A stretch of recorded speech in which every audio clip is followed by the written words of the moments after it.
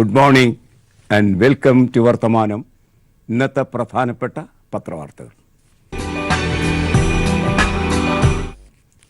വേനൽ ചൂട് കനക്കുന്നു. 117 പേർക്കാണ് ഇന്നലെ മാത്രം പൊള്ളലേറ്റത്. നാളെ അതീവ ജാഗ്രത പുലർത്തേണ്ട ദിനം, അതായത് ഇന്ന് അതീവ ജാഗ്രതയുള്ള ദിനമാണ്. ഒരാഴ്ച എന്തായാലും ഇങ്ങനെ തന്നെ പോകും എന്നാണ് വാർത്ത.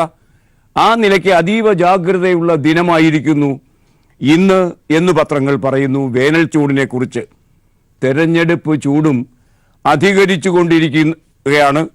ഇന്ന് നമുക്ക് അതുമായി ബന്ധിപ്പിച്ച്, തെരഞ്ഞെടുപ്പുമായി ബന്ധിപ്പിച്ച് ഇന്ന് ലഭിക്കുന്ന ഏറ്റവും നല്ല കൗതുക വാർത്ത പ്രിയങ്ക ഗാന്ധിയുമായി ബന്ധിപ്പിച്ചാണ്. അവർ തെരഞ്ഞെടുപ്പിൽ മത്സരിക്കുമോ എന്നൊന്നും ഉറപ്പ് പറഞ്ഞിട്ടില്ല. പക്ഷേ തെരഞ്ഞെടുപ്പ് പ്രചരണ രംഗത്ത് കോൺഗ്രസിൻ്റെ ഔദ്യോഗിക സ്ഥാനം അലങ്കരിച്ചുകൊണ്ട് തന്നെ പ്രിയങ്ക ഉണ്ട് എന്ന് നമുക്കറിയാം. പ്രിയങ്ക എവിടെയാണ് മത്സരിക്കുക? രാഹുൽ എവിടെ മത്സരിക്കുന്നുവോ അവിടെയൊക്കെ സ്മൃതി ഇറാനി മത്സരിക്കും, പിന്നാലെ ചെന്നാക്രമിക്കും എന്ന നിലയ്ക്ക് നിലപാടെടുത്തുകൊണ്ടിരിക്കുമ്പോൾ ഇന്ന് പ്രിയങ്ക പറഞ്ഞു വാരണാസിയിൽ താൻ മത്സരിച്ചാലോ എന്ന്.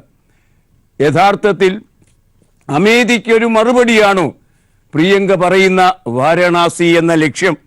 ആ വാർത്ത പ്രത്യേക പ്രാധാന്യത്തോടെ ഒരു ബോക്സ് വാർത്തയാക്കി ദീപിക നമുക്ക് തരുമ്പോൾ 2 സ്ത്രീകൾ 2 പ്രബലർക്കെതിരെ സ്ഥാനാർത്ഥിത്വം പ്രഖ്യാപിക്കുന്നത് പോലെ കാര്യങ്ങൾ മാറുന്നു. വാർത്ത ഇപ്രകാരമാണ് റായ്ബറേലിയിൽ നിന്ന് ദീപികയ്ക്ക് ലഭിച്ചിരിക്കുന്നത്. എന്താ വാരണാസിയായാൽ കുഴപ്പമുണ്ടോ? റായ്ബറേലിയിൽ നിന്ന് മത്സരിക്കാൻ പാർട്ടി പ്രവർത്തകർ അഭ്യർത്ഥിച്ചപ്പോൾ പ്രിയങ്ക ഗാന്ധി വദ്ര ഇന്നലെ തിരിച്ചു ചോദിച്ചതാണിത്. ഏറെ രാഷ്ട്രീയ ചർച്ചകൾക്ക് വഴിമരുന്നിട്ടു ഇത്. പ്രധാനമന്ത്രി നരേന്ദ്രമോദിയുടെ മണ്ഡലമാണ് വാരണാസി. വാരണാസിയിൽ പ്രിയങ്ക മത്സരിക്കുകയാണെങ്കിൽ പ്രധാനമന്ത്രി നരേന്ദ്രമോദി 125 റാലികൾ അഭിസംബോധന ചെയ്യാൻ തീരുമാനിച്ചിട്ടുള്ള നരേന്ദ്രമോദിക്ക് അത് ഒരു ഉൾക്കിടിലമുണ്ടാക്കും എന്ന കാര്യത്തിൽ തർക്കമേയില്ല. വാരണാസിയിൽ നിന്ന് ആ മത്സരത്തിൽ പ്രധാനമന്ത്രി നരേന്ദ്രമോദി ജയിക്കുന്ന പക്ഷം അതൊരു വാർത്തയേ അല്ല. പക്ഷേ ഏതെങ്കിലും തകിടം മറിഞ്ഞാൽ അത് ഒരു ബ്രഹ്മാണ്ഡ വാർത്തയായി തീരും.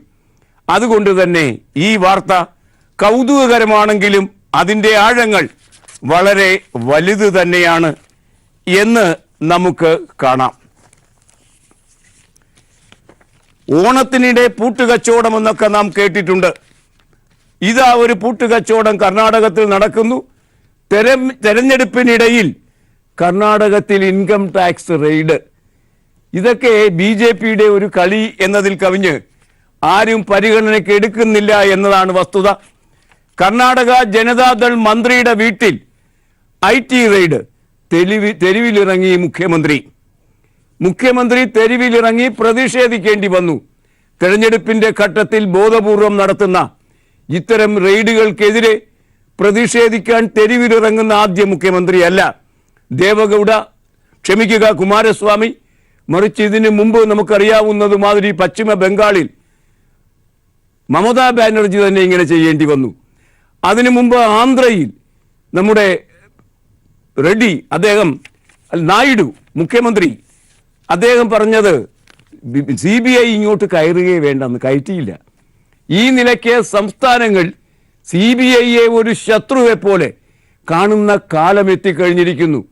മോദി അധികാരത്തിൽ നിന്ന് പോകുമ്പോഴേക്കും ഈ സംസ്ഥാനങ്ങൾ ഈ ഒരു ശത്രു രാജ്യം എന്ന പോലെയാണ് CBIയെ നോക്കിക്കാണുന്നത്. ഇങ്ങോട്ടേക്ക് കയറരുത് എന്ന നിലയ്ക്ക് ആ അർത്ഥത്തിൽ ITയെയും CBIയെയും ഒക്കെ ഏറ്റവും അധികം മോശമായി സ്വന്തം ആവശ്യങ്ങൾക്ക് ഉപയോഗിച്ച നേതാവ് മോദിയാണ് എന്ന് ചരിത്രം പറയുന്ന അവസ്ഥയ്ക്ക് ആണ് കാര്യങ്ങൾ നീങ്ങുന്നത്.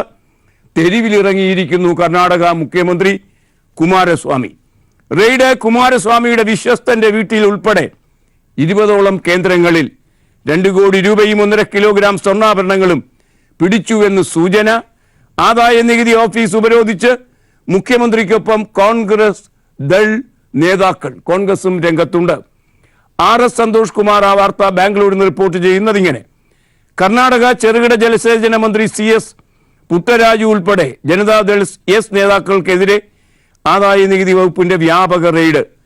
കേന്ദ്ര സർക്കാരിന്റെ പ്രതികാരമെന്നാരോപിച്ച് മുഖ്യമന്ത്രി HD കുമാരസ്വാമിയുടെ നേതൃത്വത്തിൽ ദൾ കോൺഗ്രസ് നേതാക്കൾ തെരുവിലിറങ്ങിയതോടെ 1.5 മാസം മുൻപ് CBIക്കെതിരെ ബംഗാളിലുണ്ടായതിന് സമാനമായ രാഷ്ട്രീയ നീക്കങ്ങൾക്ക് ബാംഗ്ലൂർ സാക്ഷിയായി.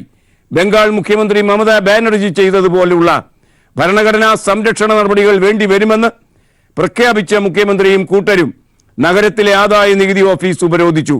എന്നാൽ തെരഞ്ഞെടുപ്പുമായി ബന്ധപ്പെട്ട് പണമിടപാടുകൾ നടക്കുന്നതായുള്ള ഇന്റലിജൻസ് വിവരത്തിന്റെ അടിസ്ഥാനത്തിലാണ് റെയ്ഡെന്നും പൊതുമരാമത്ത് വകുപ്പിന് കീഴിലുള്ള കരാറുകൾ ദുരുപയോഗപ്പെടുത്തിയാണ് അവയെന്നും ആദായ നികുതി വകുപ്പ് അധികൃതർ പറയുന്നു. മോദിയുടെ ഇഷ്ടത്തിന് തുള്ളുകയാണ് ഇൻകം ടാക്സ് വകുപ്പ് എന്ന ആക്ഷേപവും കുമാരസ്വാമി മുന്നോട്ട് വെച്ചിട്ടുണ്ട്.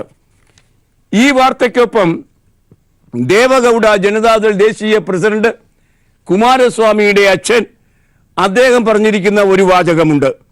കുമാരസ്വാമിയെ സ്വാധീനിച്ച് സർക്കാർ ഉണ്ടാക്കാൻ BJP ശ്രമിച്ചതാണ്.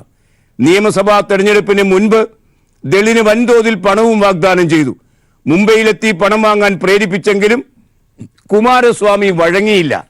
അന്നു മുതൽ തുടങ്ങിയതാണ് ഈ കണ്ണുകടി. ആ അർത്ഥത്തിൽ ഓണത്തിനിടെ പൂട്ടുകച്ചവടം എന്ന മാതിരി IT റെയ്ഡ് കൂടി വന്നിരിക്കുന്നു തെരഞ്ഞെടുപ്പ് മഹാമഹത്തിനിടയിൽ എന്നാണ് ഈ വാർത്ത നമ്മോട് പറയുന്നത്. ഈ ചൗക്കീദാരുടെ കൈകളിൽ ഈ രാജ്യം സുരക്ഷിതമാണ് എന്ന് മോദി ഇന്നലെയും മീററ്റിൽ പ്രസംഗിച്ചു. സ്വയം അദ്ദേഹം രക്ഷകനായി അങ്ങ് ചമയുകയാണ്. രാഹുൽ പറഞ്ഞു, ഈ ചൗക്കീദാർ ഉണ്ടല്ലോ അയാൾ കള്ളനാണ്, മുഖത്തേക്ക് നോക്കൂ മനസ്സിലാകുമല്ലോ. റാഫേൽ ഇടപാടിനെ ചൂണ്ടിക്കാട്ടി അയാൾ കള്ളനാണ് എന്ന് രാഹുൽ പറയുകയും ചെയ്തു.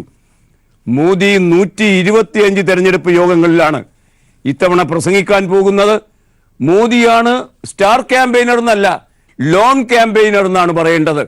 ഒറ്റയ്ക്കാണ് അദ്ദേഹം പ്രചരണം നടത്തുന്നതെന്ന് തോന്നുന്നു.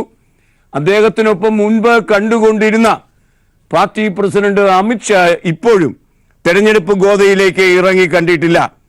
മോദി മീററ്റിൽ നടത്തിയ പ്രസംഗം ഹിസ്റ്റീരിയ ബാധിച്ച ഒരാളുടെ പ്രസംഗം പോലെയായിരുന്നു. ഒരു സാമ്പിൾ കാണുക. ഞാൻ കാവൽക്കാരനാണ്, സർജിക്കൽ സ്ട്രൈക്ക് നടത്തിയ കാവൽക്കാരൻ. രാജ്യത്തു മാത്രമല്ല ബഹിരാകാശത്തും പ്രവർത്തിക്കുന്ന കാവൽക്കാരൻ, ബഹിരാകാശത്ത് പ്രവർത്തിക്കാനുള്ള ധൈര്യമുള്ള കാവൽക്കാരൻ. അമ്പട ഞാനേ എന്ന മട്ടിലാണ് മോദി ഇറങ്ങി തിരിച്ചിരിക്കുന്നത്. ഇന്ന് ഹിന്ദുവിൻ്റെ 1-ാം പേജിൽ തരുന്ന 2ാമത്തെ വാർത്ത, national security is Modi speech in UP.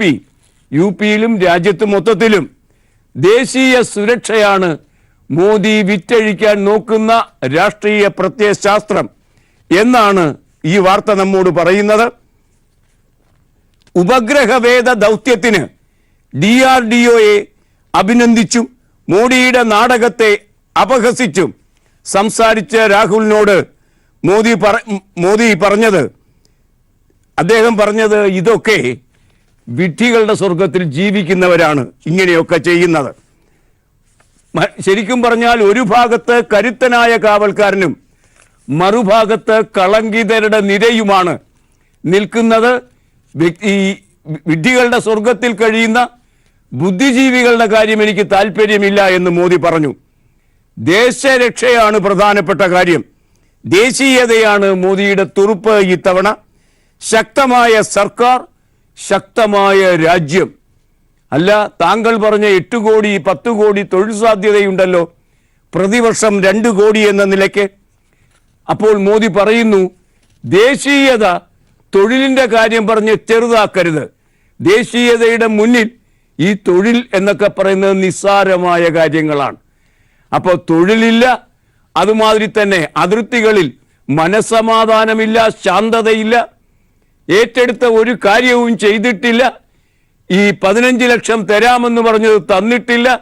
Rafale ഇടപാടിനെ കുറിച്ച് സുപ്രീം കോടതി അന്വേഷിക്കുന്ന സാഹചര്യത്തിൽ കള്ളം പറഞ്ഞ് രക്ഷപ്പെടാൻ ശ്രമിക്കുന്നു. ഇതിനൊക്കെ അപ്പുറം അദ്ദേഹം പറയുന്നു, ഞാൻ ദേശത്തെ രക്ഷിക്കുന്ന കാവൽക്കാരനാണ്, എൻ്റെ കൈകളിൽ ഈ രാജ്യം സുരക്ഷിതമാണ്, കള്ളന്റെ കൈകളിൽ കൊള്ളമുതൽ സുരക്ഷിതമായിരിക്കുന്നത് പോലെ എന്ന നിലയ്ക്കാണ് രാഹുൽ സംസാരിക്കുന്നത്. അപ്പോൾ ഒരു കാര്യം തീർപ്പായി, ദേശീയ സുരക്ഷയാണ് മോദിയുടെ തെരഞ്ഞെടുപ്പ് ആയുധം. മറ്റൊന്നും അദ്ദേഹത്തിന് പറയാനാകില്ല. കാരണം നോട്ട് നിരോധനത്തിന്റെ കാര്യത്തിൽ 50 ദിവസത്തിനകത്ത് ഈ പ്രശ്നങ്ങൾ പരിഹരിച്ചില്ലെങ്കിൽ എന്നെ പച്ചയ്ക്ക് കത്തിക്കൂ എന്ന് പറഞ്ഞ വിരുദ്ധനാണ്. ഒന്നും ചെയ്തില്ലല്ലോ. ആ അർത്ഥത്തിൽ രാജ്യത്തിനും ജനങ്ങൾക്കും വേണ്ടി ഒന്നും ചെയ്തിട്ടില്ലാത്തത് കൊണ്ട് രാജ്യരക്ഷയെക്കുറിച്ചാണ് ഇപ്പോൾ വാചകമടിക്കുന്നത്. നാടിൻ്റെ മാത്രം കാവൽക്കാരനല്ല, ബഹിരാകാശത്തിലെയും കാവൽക്കാരനാണ്. ബഹിരാകാശത്തിലേക്ക് പോയിരിക്കുകയാണ്. അമേരിക്കയെക്കാളൊക്കെ വമ്പനായിരിക്കുകയാണ്. ബഹിരാകാശത്തെ കാവൽക്കാരൻ ഈ സാറ്റലൈറ്റ് വേദ ഡിവൈസുകൾ കണ്ടുപിടിച്ചത് 10 വർഷം മുമ്പാണ്. ഏതായാലും അതിനെ മുൻനിർത്തി ഉപഗ്രഹവേദം നടത്തിയപ്പോൾ അമേരിക്ക ഇന്നലെ പറഞ്ഞിരിക്കുന്നു, അത് സൂക്ഷിച്ചും കണ്ടും ചെയ്യേണ്ടതാണ്. അപായകരമായൊരു കളിയാണ് മോദി കളിച്ചത്. അതിൻ്റെ അവശിഷ്ടം സ്പേസിൽ കിടന്നാൽ അത് കുഴപ്പമാണ്. അതുകൊണ്ടാണ് ആരും ചെയ്യാത്തത്. ബുദ്ധിയുള്ള ആരും ചെയ്യാത്ത കാര്യം, ചെയ്യണ്ട എന്ന് ലോകം തീരുമാനിച്ച കാര്യം പുല്ലുപോലെ ഒരു വിഡ്ഢിക്ക് ചെയ്യാം. വിഡ്ഢിയായിരിക്കുന്നതുകൊണ്ട് അയാൾക്ക് എന്തും ചെയ്യാം. Fools tread in where angels fear to. മാലാഖമാർ കയറാൻ മടിക്കുന്നിടത്ത് ഒരു ഉളുപ്പുമില്ലാതെ വിഡ്ഢികൾ യഥേഷ്ടം കയറി ചെല്ലും എന്ന് പറഞ്ഞത് മാതിരിയായിരുന്നു ഈ ബഹിരാകാശ സ്ട്രൈക്ക്. അതറിയണമെങ്കിൽ ബുദ്ധി വേണം. എന്താ പറയാ, രാഹുൽ ഗാന്ധി നിന്ന് പഠിക്കണ്ട പോട്ടെ, പക്ഷേ സ്വന്തം നേതാവായിരിക്കുന്ന അടൽ ബിഹാരി വാജ്പേയിയിൽ നിന്ന് പഠിക്കണം. ആ അർത്ഥത്തിൽ യാതൊരു പഠനവുമില്ലാതെ, ബുദ്ധിയില്ലാതെ, സാമാന്യ ബോധമില്ലാതെ ഒരു രാജ്യത്തിൻ്റെ പേരിൽ കാട്ടിക്കൂട്ടുന്ന വിക്രിയകൾ, അതിനുശേഷം പറയുന്നു ഞാനാണ് നല്ല കാവൽക്കാരൻ, അഥവാ രാഹുലിൻ്റെ ഭാഷയിൽ പറഞ്ഞാൽ കള്ളനായ കാവൽക്കാരൻ. ദേശീയതയാണ് അദ്ദേഹത്തിൻ്റെ ഉപായം, അതിലൂടെ രക്ഷപ്പെടാനാണ് അദ്ദേഹം ശ്രമിക്കുന്നത് എന്ന് ഹിന്ദു പറയുന്നു. വയനാട്ടിലെന്തായി? രാഹുൽ ഗാന്ധി വരുമോ? ടി സിദ്ദിഖ് കണ്ണിൽ എണ്ണയും ഒഴിച്ച് ഇരിക്കുകയാണ് രാഹുൽ ഗാന്ധി വരുമെന്ന പ്രതീക്ഷയും. കഴിഞ്ഞ ദിവസം പത്രത്തിൽ അദ്ദേഹം പറഞ്ഞു, ഇനി വരുമെന്ന് പ്രതീക്ഷയില്ല, ഞാൻ നാമനിർദ്ദേശ പത്രിക സമർപ്പിക്കുകയാണ്. നാമനിർദ്ദേശ പത്രിക സമർപ്പണം ഇന്നലെ ആരംഭിച്ചു. അത് ശനിയാഴ്ച വരെ ഉണ്ടാകുമെന്ന് തോന്നുന്നു. ഏതായാലും വയനാടും രാഹുൽ ഗാന്ധിയും സത്യത്തിൽ ആ കാര്യത്തിൽ ഉമ്മൻചാണ്ടി ഇന്നലെ മലക്കം മറിഞ്ഞിരിക്കുന്നു. അദ്ദേഹം യാതൊരു ഉളുപ്പുമില്ലാതെ തിരിച്ചു പറഞ്ഞു. അദ്ദേഹമല്ലേ പറഞ്ഞത് രാഹുൽ ഗാന്ധി വരും, വയനാട്ടിൽ മത്സരിക്കും, അതിൻ്റെ ആഘോഷമാണ് ഞങ്ങൾ തുടങ്ങാൻ പോകുന്നത്. കേരളം മുഴുവൻ ആ വരവ് പ്രതിഫലിക്കും. അങ്ങനെ കേരളം മുഴുവൻ തൂത്തുവാരും. എന്തൊക്കെയായിരുന്നു ബഹളം! വലിയ ആഘോഷം എന്ന നിലയ്ക്കാണല്ലോ വലിയ ബഹളം. പത്രങ്ങളൊക്കെ വലിയ അച്ചു നിരത്തുകയും ചെയ്തു. എന്നിട്ട് എന്തായി? ഇപ്പോൾ ഉമ്മൻചാണ്ടി പറയുന്നു, രാഹുൽ കേരളത്തിൽ മത്സരിക്കുമെന്ന സൂചന പോലും ഞാൻ നൽകിയിട്ടില്ല. എന്തൊരു കള്ളമാണ് ഇവരൊക്കെ പറയുന്നത്. സൂചന നൽകിയിട്ടില്ല എന്ന്. കേന്ദ്രത്തിൽ നിന്ന് സൂചന ലഭിച്ചു. തെക്കേ ഇന്ത്യയിൽ അദ്ദേഹം സ്ഥാനാർത്ഥിത്വം തേടും, വയനാടാണ് പ്രമുഖം എന്ന് പറഞ്ഞയാളാണ് പറയുന്നത് രാഹുൽ കേരളത്തിൽ മത്സരിക്കുമെന്ന സൂചന പോലും ഞാൻ നൽകിയിട്ടില്ല. 2ാം സീറ്റിൽ മത്സരിക്കുമെന്ന പരാമർശം പോലും രാഹുൽ നടത്തിയിട്ടില്ല. ദക്ഷിണേന്ത്യൻ സംസ്ഥാനങ്ങളിൽ ഏതെങ്കിലും ഒന്നിൽ നിന്ന് രാഹുൽ മത്സരിക്കണമെന്ന് ആവശ്യപ്പെട്ടിട്ടുണ്ട്. ദക്ഷിണേന്ത്യൻ സംസ്ഥാനങ്ങളിൽ ഏതെങ്കിലും ഒന്നിൽ നിന്ന് മത്സരിക്കണമെന്ന് ആവശ്യപ്പെട്ടിട്ടുണ്ട്. മുമ്പ് ഇദ്ദേഹം പറഞ്ഞതെന്താ? കേരളത്തിലേക്ക്, വയനാട്ടിലേക്ക് പോരൂ എന്ന് ആവശ്യപ്പെട്ടിട്ടുണ്ട് എന്നല്ലേ? അപ്പോൾ ഏത് തരം കള്ളവും ഏത് തരം മലക്കം മറിച്ചിലും നടത്താൻ യാതൊരു ഉളുപ്പുമില്ലാത്ത നേതാവായി ഉമ്മൻചാണ്ടി തരം താണിരിക്കുന്നു. വാക്കുമാറ്റി കേരള നേതാക്കൾ മൗനം വിടാതെ രാഹുൽ. സിറാജ് എന്ന പത്രം ആ വാർത്ത ലീഡാക്കുന്നു. ഇന്നലെ ചേർന്ന തെരഞ്ഞെടുപ്പ് സമിതി യോഗത്തിലും രാഹുൽ നിലപാട് വ്യക്തമാക്കിയില്ല. പ്രഖ്യാപനം വൈകുന്നത് പ്രചാരണത്തെ ബാധിക്കുന്നു എന്ന പരാതി കേരള നേതാക്കൾ സോണിയാഗാന്ധിയെയും രാഹുൽ ഗാന്ധിയെയും അറിയിച്ചു. ദിവസങ്ങളായി തുടരുന്ന അനിശ്ചിതത്വങ്ങൾക്കൊടുവിൽ വയനാട്ടിൽ മത്സരിക്കുന്നത് സംബന്ധിച്ച തീരുമാനം ഇന്നലെ ഉണ്ടാകുമെന്നായിരുന്നു പ്രതീക്ഷിച്ചിരുന്നത്. തീരുമാനം വ്യക്തമാക്കാത്ത സാഹചര്യത്തിൽ ഉമ്മൻചാണ്ടിയും രമേശ് ചെന്നിത്തലയും നിലപാട് മയപ്പെടുത്തിയിട്ടുണ്ട്. അണികൾക്കിടയിൽ ആവേശം ചോർന്നതിനാൽ ഇനി രാഹുൽ ഗാന്ധി വരേണ്ടത് അനിവാര്യമാണെന്നും അവർ പറഞ്ഞു. എന്നാൽ ഇതിന് രാഹുൽ കൃത്യമായി മറുപടി നൽകിയില്ല.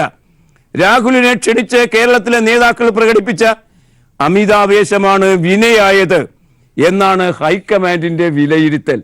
വരില്ല എന്ന് തന്നെയാണ് നിലപാട് എന്ന് ഇതിനകത്ത് നമുക്ക് വായിച്ച് മനസ്സിലാക്കാൻ കഴിയും. രാഹുൽ ഗാന്ധി വരുമോ ഇല്ലയോ എന്നതല്ല, ഇനി വന്നിട്ട് കൂടുതൽ അപഹാസ്യമാകുന്ന അവസ്ഥ മാത്രമേ നിലനിൽക്കുന്നുള്ളൂ. അതുകൊണ്ട് വരാൻ ഇടയില്ല. പക്ഷേ ഉമ്മൻചാണ്ടിയുടെ ആ മലക്കം മറിച്ചിലുണ്ടല്ലോ, അത് കുറെ കടുത്ത കൈയായിപ്പോയി. CPM ഈ തെരഞ്ഞെടുപ്പിൽ പ്രകടന പത്രിക ഇറക്കി. ആ വാർത്ത ദേശാഭിമാനി ലീഡാക്കുന്നു. അതിൽ അത്ഭുതത്തിന് അവകാശവുമില്ല. ദേശാഭിമാനിയുടെ പ്രകടന പത്രികയുടെ ആ വാർത്തയിലേക്ക്, CPMന്റെ പ്രകടന പത്രികയുടെ ആ വാർത്തയിലേക്ക് നമുക്ക് സഞ്ചരിക്കാം ഒരു ചെറിയ പരസ്യ ഇടവേളയ്ക്ക് ശേഷം. ജനക്ഷേമത്തിന് ഇടത് അംഗബലം കൂട്ടണം. പ്രകടന പത്രിക അവതരിപ്പിച്ചുകൊണ്ട് ദേശാഭിമാനി ആ വാർത്തയ്ക്ക് നൽകിയിരിക്കുന്ന ശീർഷകം അങ്ങനെയാണ്. സാജൻ എബൂജീൻ ആ വാർത്ത തരുന്നത് കാണുക. ദില്ലിയിൽ നിന്ന് കേന്ദ്ര സർക്കാർ നയങ്ങളിൽ ജനങ്ങൾക്ക് അനുകൂലമായ മാറ്റം സാധ്യമാകണമെങ്കിൽ 17ാം ലോക്സഭയിൽ ഇടതുപക്ഷത്തിന്റെ അംഗബലം പരമാവധി വർദ്ധിപ്പിക്കണമെന്ന് CPIM general secretary Sitaram Yechury പറഞ്ഞു. ലോക്സഭാ തെരഞ്ഞെടുപ്പിലെ CPIM പ്രകടന പത്രിക പ്രകാശനം ചെയ്യുകയായിരുന്നു അദ്ദേഹം. പ്രകടന പത്രികയുടെ ഏറ്റവും പ്രധാനപ്പെട്ട കാര്യം പ്രതിമാസ മിനിമം വേതനം 18,000 രൂപയാക്കണം. തൊഴിലാളികളുടെ പ്രതിമാസ മിനിമം വേതനം 18,000 രൂപയായി ഉയർത്തും. ഉൽപാദന ചെലവിനേക്കാൾ 50% ഉയർന്ന നിരക്കിൽ കർഷകരിൽ നിന്ന് വിളകൾ സംഭരിക്കാൻ നിയമം കൊണ്ടുവരും. കിലോഗ്രാമിന് 2 രൂപ നിരക്കിൽ ഒരു കുടുംബത്തിന് 35 കിലോഗ്രാമോ അഥവാ വ്യക്തിക്ക് 7 കിലോഗ്രാമോ ലഭിക്കുന്ന വിധത്തിൽ സാർവത്രിക പൊതുവിതരണ സമ്പ്രദായം നടപ്പാക്കും തുടങ്ങിയ കാര്യങ്ങളാണ് ഈ കാര്യത്തിൽ മുന്നോട്ട് വച്ചിരിക്കുന്നത് CPM. ശബരിമല തെരഞ്ഞെടുപ്പിൽ വിഷയമാകുമോ ഇല്ലയോ? ആ കാര്യത്തിൽ തെരഞ്ഞെടുപ്പ് കമ്മീഷൻ അതിന്റെ നിലപാടുണ്ട്. BJP ശബരിമല വിഷയമാക്കുന്ന പാർട്ടിയാണ് എന്നാണ് നാം കേട്ടിട്ടുള്ളത് എങ്കിൽ BJPക്കുള്ളിൽ 2 അഭിപ്രായം അക്കാര്യത്തിലുണ്ട്. ഇന്ന് ദേശാഭിമാനിയുടെ 1-ാം പുറം പറയുന്നത് കാണുക. ശബരിമല പറയുമെന്ന് സുരേന്ദ്രൻ, പറ്റില്ല എന്ന് ശ്രീധരൻ പിള്ള. 2 നേതാക്കൾക്ക് 2 അഭിപ്രായം. ശബരിമല വിഷയം തെരഞ്ഞെടുപ്പിൽ ചർച്ചയാകില്ല എന്ന് ശ്രീധരൻ പിള്ളയുടെ പ്രസ്താവനയെ തള്ളി വീണ്ടും K സുരേന്ദ്രൻ.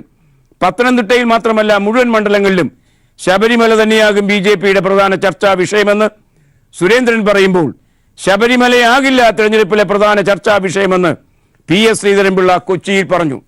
അവർ തമ്മിൽ തർക്കിച്ചിട്ട് പ്രശ്നം പരിഹരിക്കട്ടെ. ഏതായാലും 3-4 മാസം മുമ്പ് നടന്ന സംഭവഗതികളൊന്നും തെരഞ്ഞെടുപ്പിന്റെ ആസന്ന രംഗത്ത് പ്രശ്നമേയാകില്ല എന്ന ചെറിയ യാഥാർത്ഥ്യം പോലും കാണാൻ ഇവർക്കാർക്കും കഴിയുന്നില്ലല്ലോ എന്നതാണ് കഷ്ടം. PC ജോർജിനെ കുറിച്ച് കോടതി ഇന്ന് പറഞ്ഞിരിക്കുന്നു. വായാടിയും മറ്റുള്ളവരുടെ മാന്യത കൊണ്ട് മാത്രം ഉദരം പരത്വം നേടുന്നയാളുമായ PC ജോർജ് MLAക്ക് കോടതിയുടെ രൂക്ഷ വിമർശനം. കോടതി പറയുന്നത് കാണുക. ആക്രമിക്കപ്പെട്ട നടിയുടെ പേര് വെളിപ്പെടുത്തിയ സംഭവത്തിൽ PC ജോർജിന് ഹൈക്കോടതിയുടെ വിമർശനം. ആരെക്കുറിച്ചും എന്തും പറയാമെന്ന് കരുതരുതെന്നും പുരുഷ മേധാവിത്വത്തിന്റെ കാലം കഴിഞ്ഞെന്നും കോടതി ചൂണ്ടിക്കാട്ടി. സ്വന്തം വീട്ടിലുള്ളവരെ കുറിച്ച് പറഞ്ഞാൽ എന്തായിരിക്കും ജോർജിന്റെ പ്രതികരണം? ഇരയുടെ പേര് പലയിടത്തും PC ജോർജ് പറഞ്ഞത് സുപ്രീം കോടതി വിധിയുടെ ലംഘനമാണെന്ന് ചൂണ്ടിക്കാട്ടി പോലീസ് രജിസ്റ്റർ ചെയ്ത കേസ് റദ്ദാക്കണമെന്നാവശ്യപ്പെട്ട് ആണ് PC ജോർജ് കോടതിയെ സമീപിച്ചത്. കേസും പിൻവലിച്ച് ഓടി രക്ഷപ്പെടേണ്ടി വന്നു ജോർജിന്. നാമനിർദ്ദേശ പത്രിക സമർപ്പണം ഇന്നലെ ആരംഭിച്ചു. ഇന്നലെ ആദ്യ ദിനം 8 പത്രികകളാണ് സമർപ്പിക്കപ്പെട്ടത്. ഇടുക്കിയിൽ ജോയിസ് ജോർജാണ് പത്രിക സമർപ്പിച്ച പ്രധാനപ്പെട്ട സ്ഥാനാർത്ഥി. അഭിനവ രാജാവ്, പന്തളത്തിലെ അഭിനവ രാജാവ് ഉണ്ടല്ലോ, ശശികുമാര വർമ്മ, അദ്ദേഹം താൻ പറഞ്ഞ എല്ലാ വാക്കുകളും വിഴുങ്ങി ഉമ്മൻചാണ്ടിയെ മാതിരി തകിടം മറിഞ്ഞു നിൽക്കുന്നു. BJPയെ തള്ളി പന്തളം കൊട്ടാരം പ്രതിനിധി. ആ വാർത്ത വീക്ഷണം 1-ാം പേജിൽ തരുന്നു. BJPക്ക് വേണ്ടി പ്രചാരണത്തിന് ഇറങ്ങില്ല എന്ന് പന്തളം കൊട്ടാരം നിർവാഹക സംഘം പ്രസിഡന്റ് ശശികുമാർ വർമ്മ. ശബരിമല യുവതീ പ്രവേശനം തടയാൻ കേന്ദ്ര സർക്കാർ നിയമനിർമ്മാണം നടത്തിയെങ്കിൽ ഒപ്പം നിന്നേനെ, പ്രചാരണത്തിന് ഇറങ്ങുകയും ചെയ്തേനെ. പക്ഷേ ഇനിയില്ല കേന്ദ്രം ഒരു തരിമ്പും അനങ്ങിയില്ല ഈ കാര്യത്തിൽ നിന്ന് ഇപ്പോഴാണോ? 3 മാസം കഴിഞ്ഞാണോ അദ്ദേഹം അറിയുന്നത്? അദ്ദേഹം സ്ഥാനാർത്ഥിയാകുമെന്നൊക്കെ കേട്ടിരുന്നു. ചുളുവിന് വല്ലതും കിട്ടുന്നെങ്കിൽ വാങ്ങാം എന്ന് കരുതിയിട്ടുണ്ടാകും. ഒരുപക്ഷെ നിരാശനായിട്ടുണ്ടാകുകയും ചെയ്യും.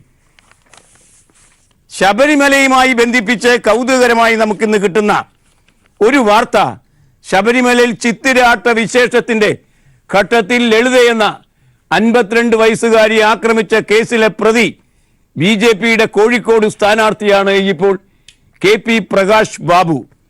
അദ്ദേഹത്തെ പോലീസ് അറസ്റ്റ് ചെയ്തുകൊണ്ടുപോയി. ആ കേസുമായി ബന്ധിപ്പിച്ചാണ്.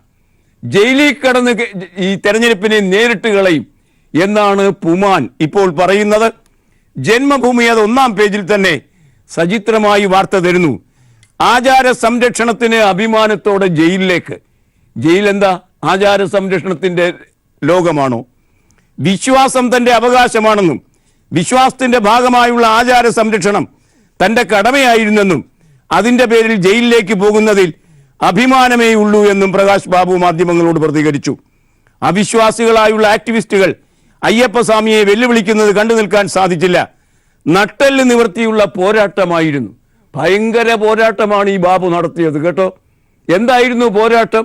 നെയ്ത്തേങ്ങ നിറച്ച്, അത് അയ്യപ്പന് സമർപ്പിക്കേണ്ട നെയ്ത്തേങ്ങ, നിറഞ്ഞ നെയ്ത്തേങ്ങ എടുത്ത് ഈ സ്ത്രീയുടെ നേരെ എറിയുന്നു എന്ന മഹത്തായ പോരാട്ടം നടത്തിയ ആ വലിയ ആൾ ജയിലിലേക്ക് പോകുന്നു. പറ്റിയ സ്ഥലം. ഇതൊക്കെയാണ് തെരഞ്ഞെടുപ്പുമായി ബന്ധിപ്പിച്ച് നമുക്ക് ലഭിക്കുന്നത് എങ്കിൽ, മംഗളം എന്ന പത്രം ഇന്ന് കിൻഫ്ര ഭൂമി ഏറ്റെടുക്കൽ ഇടപാടിൽ ആ സംഭവത്തിൽ ഗവൺമെന്റ് പ്ലീഡർ തന്നെ സർക്കാർ പിരിച്ചുവിടേണ്ടി വരുന്ന ഒരവസ്ഥ, സംജാതമായ വാർത്ത നമുക്ക് തന്നിരിക്കുന്നു. എതിർകക്ഷികളുമായി ഒത്തുകളിച്ച് സർക്കാരിന് 75 കോടി നഷ്ടമുണ്ടാക്കിയ ഗവൺമെന്റ് പ്ലീഡറെ പിരിച്ചുവിട്ടു. ആ വാർത്ത എസ് നാരായണൻ റിപ്പോർട്ട് ചെയ്യുന്നു. അതിങ്ങനെ: ഭൂമി ഏറ്റെടുക്കൽ കേസുകളിൽ എതിർകക്ഷികളായ ഭൂവുടമകളുമായി ഒത്തുകളിച്ച് സർക്കാരിന് 75 കോടിയോളം രൂപ നഷ്ടമുണ്ടാക്കിയ ഗവൺമെന്റ് പ്ലീഡർ AK സുകുമാരനെ പിരിച്ചുവിട്ടു. പിരിച്ചുവിടാൻ നിയമ സെക്രട്ടറി ഉത്തരവിട്ടു. കോഴിക്കോട് രാമനാട്ടുകരയിലെ കിൻഫ്ര പാർക്കിന് വേണ്ടി ഭൂമി ഏറ്റെടുത്തതുമായി ബന്ധപ്പെട്ട കേസിലാണ് നടപടി. എതിർകക്ഷികൾക്ക് വേണ്ടി വാദിച്ചത് സുകുമാരന്റെ ഭാര്യ റീന സുകുമാരനായിരുന്നു. ഒരു വശത്ത് സുകുമാരൻ, മറുവശത്ത് ഭാര്യ റീന. നല്ല ഒത്തുകളിയും കള്ളക്കളിയും. 75 കോടി സർക്കാരിന് പോയി. ഇപ്പൊ പണി പോയി, വീട്ടിലിരിക്കുകയാണ് ഗവൺമെന്റ് പ്ലീഡർ. സംശോധ എക്സ്പ്രസ് കേസിൽ പ്രതികളെയൊക്കെ വെറുതെ വിട്ട വാർത്ത നാം ഈ പങ്ക്തിയിൽ തന്നെ എടുത്തിരുന്നു. ഇന്ന് മാധ്യമം അതുമായി ബന്ധിപ്പിച്ച് ഏറ്റവും പുതിയ വാർത്ത തരുന്നു. കാണുക: സംശോധ എക്സ്പ്രസ് സ്ഫോടനം, പ്രതികളെ വെറുതെ വിട്ടത് അത്യന്തം വേദനാജനകമെന്ന് ജഡ്ജി.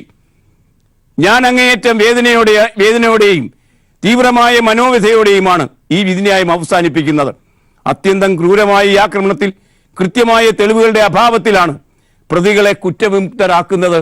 ഇത് സങ്കടകരമാണ് എന്നൊരു ജഡ്ജിക്ക് പറയേണ്ട അവസ്ഥ NIAയുടെ ഒത്താശയോടെ BJP ചെയ്തിരിക്കുന്നു എന്നാണ് ഈ സംഭവം നമ്മോട് പറയുന്നത്.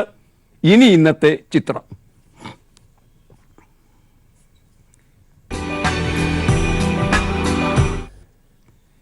തെരഞ്ഞെടുപ്പിൽ സ്ഥാനാർത്ഥികൾ ജനങ്ങളെ തേടി ചെല്ലും. അപ്പോൾ മാത്രമാണ് ചെല്ലുന്നത്. മീൻചന്തയിലാണെങ്കിൽ പോലും ചെയ്യും. ഈ ചിത്രം കാണുക. ഇത് തിരുവനന്തപുരം 3 പ്രബല സ്ഥാനാർത്ഥികൾ മീൻചന്തകളിൽ വോട്ട് നേടുന്ന ചിത്രമാണ്. ആദ്യ ചിത്രം ദിവാകരൻ പേട്ട മീൻചന്തയിൽ വോട്ട് നേടുന്നു. രണ്ടാമത് കാണുക ശശി തരൂർ. അദ്ദേഹം പൂജപ്പുരയിലെ മീൻചന്തയിലാണ് നിൽക്കുന്നത്. മൂന്നാമത് കുമ്മനം രാജശേഖരൻ കഴക്കൂട്ടം മീൻചന്തയിൽ നിൽക്കുന്നു. ഈ മീൻചന്ത പ്രചരണ ചിത്രം മാധ്യമം അതിന്റെ 3-ാം പേജിൽ തന്നിരിക്കുന്നു. ഈ ചിത്രത്തോടെ ഇന്നത്തെ വർത്തമാനം സമാപിക്കണേ. Nice weekend. Good by.